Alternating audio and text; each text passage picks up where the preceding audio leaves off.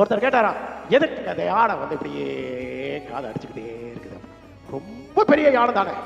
இதுக்கு யானைக்கு ஒரு பெரிய பயம் என்னன்னா, எப்ப இந்த சின்ன எறும்பு நம்ம மேல ஏறி வருதுன்னு தெரியவே தெரியாது, உணர்வே இருக்காது. இந்த யானைக்கு எந்த மிருகத்தை பார்த்தாலும் பயம் இல்லையா. ஆனா இந்த அற்பமா எண்ணப்படுகிற எறும்பு காதுக்குள்ள போச்சுன்னா வேலை முடிஞ்சு போயிடும். அதனாலதான் அது எல்லாத்துக்கும் இது ஆயத்தமா இந்த எறும்பை மட்டும் நம்ம பக்கத்துல அண்டவே விடக்கூடாதுன்னு அடிச்சுக்கிட்டே இருக்குது. ஸ்தோத்திரம் இல்லையா? அவ்வளோ பெரிய யானைக்கு கூட எறும்பை பார்த்து பயம். ஆண்டவர் அந்த யானையை வீழ்த்துறதுக்கு எறும்பை வச்சிருந்தாரு. சின்னதுதான் எறும்பு. நீங்களும் நானும் அற்பமாக எண்ணப்பட்டவர்களாக இருக்கலாம். அது உலகத்தின் பார்வைக்குத்தான் அற்பம். தேவனுடைய பார்வையில நீங்கள் விளையேற பெற்றவர்களாக இருக்கிறீர்கள்.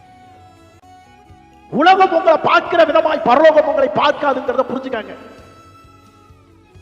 உலகம் தீர்க்கிற விதமாய் தேவன் உங்களை தீர்க்க மாட்டாருங்கிறத புரிஞ்சுக்காங்க.